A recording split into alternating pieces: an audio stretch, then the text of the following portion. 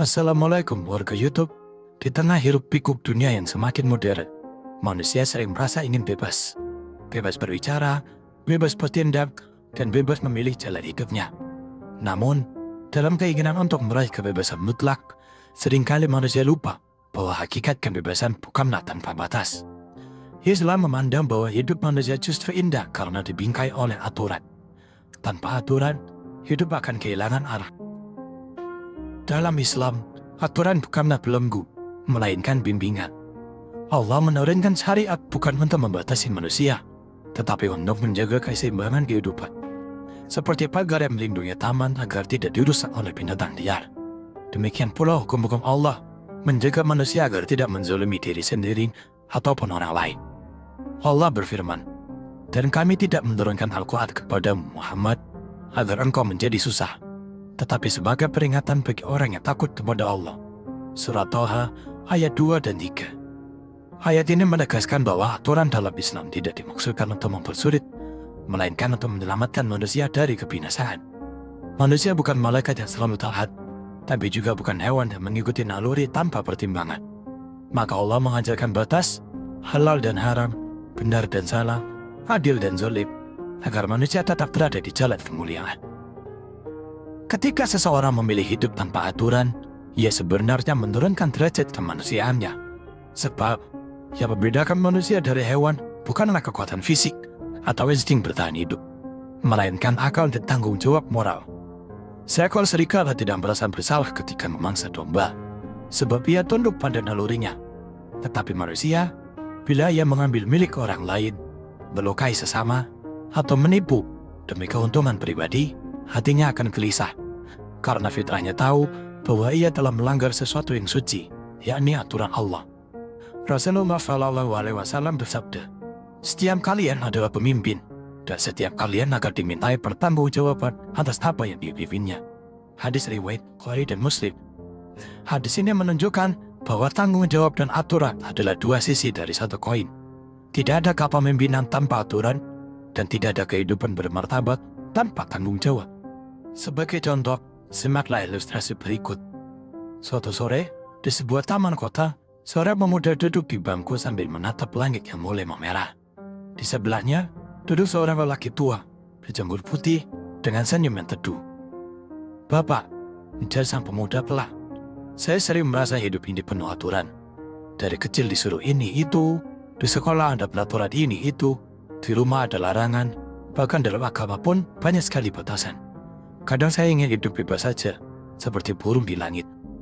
Si lelaki tua menatapnya, lalu menunjuk ke langit yang biru. "Engkau lihat burung itu?" katanya lembut. "Ia memang terbang bebas, tapi apakah benar-benar tanpa aturan?" Pemuda itu terdiam. "Burung itu," lanjut sang lelaki tua, "tidak akan terbang di malam gelap tanpa arah. Ia tahu kapan harus beristirahat, kapan harus mencari makan, bahkan tahu arah pulang saat musim berganti. Itu juga aturan, bukan dari manusia, tetapi dari Tuhan.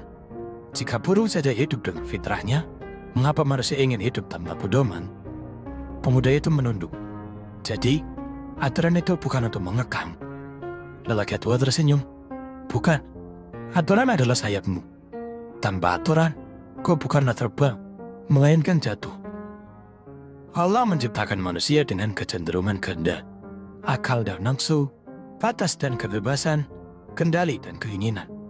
Tanpa aturan, manusia akan dikuasai oleh nafsu, dan dunia menjadi rimba di mana yang kuat memaksa yang lemah. Karena itu, Islam datang membawa keseimbangan, memberi ruang bagi kebebasan, tetapi dengan bingkai tanggung jawab. Allah berfirman, "Maka hadapkanlah wajahmu dengan lurus kepada agama Islam. Tetaplah atas fitrah Allah yang telah menciptakan manusia menurut fitrah itu. Tidak ada perubahan pada ciptaan Allah. Itulah agama yang lurus, tetapi kebanyakan manusia tidak mengetahui." Surat Ar-Rum ayat 30. Ayat ini menunjukkan bahwa fitrah manusia sebenarnya adalah hidup dalam keteraturan. Orang yang menolak aturan sejatinya sedang menolak fitrahnya sendiri. Maka tak heran, orang yang hidup tanpa aturan merasa hampa, meski dunia di tangannya. Islam tidak memisahkan antara aturan agama dan kehidupan sosial. Keduanya saling melengkapi. Agama memberi nilai, negara menegakkan keadilan, dan keluarga menanamkan kasih sayang. Bila satu saja diabaikan, maka yang lain akan ikut goyah. Aturan agama menjaga hati agar manusia tidak sombong, tamak, atau lupa diri. Aturan negara menjaga keadilan agar manusia tidak saling merampas hak satu sama lain. Aturan keluarga menjaga kasih agar manusia tidak hidup dalam kesepian dan kebencian. Ketiganya berakal pada satu prinsip, yakni tauhid, bahwa segala aturan pada akhirnya bersumber dari kehendak Allah. Maka menaati aturan bukan sekadar kewajiban sosial, melainkan ibadah. Ironisnya, manusia sering mengira bahwa kebahagiaan sejati hanya datang ketika ia bebas dari aturan. Padahal, justru dalam ketaatan itulah hati menemukan kedamaian. Seorang hamba yang tunduk pada perintah Allah tidak terpenjara. Ia justru dibebaskan dari tirani hawa nafsu dirinya sendiri. Allah berfirman, "Dan barang siapa berpaling dari peringatanku, maka sesungguhnya baginya kehidupan yang sempit." Surah Taha ayat 124. Lihatlah dunia hari ini, di mana orang bebas berbicara tanpa batas, tetapi banyak hati yang terluka. Bebas berbuat apa saja, tetapi jiwa merasa resah. Karena kebebasan tanpa arah hanyalah ilusi.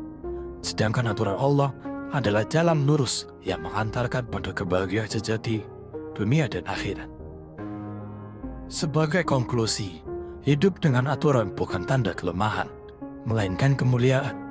Hanya manusia yang mau diatur yang mampu menjaga kehormatannya. Sebab aturan adalah cahaya yang menuntun langkah agar tidak tersesat dalam gelapnya dunia.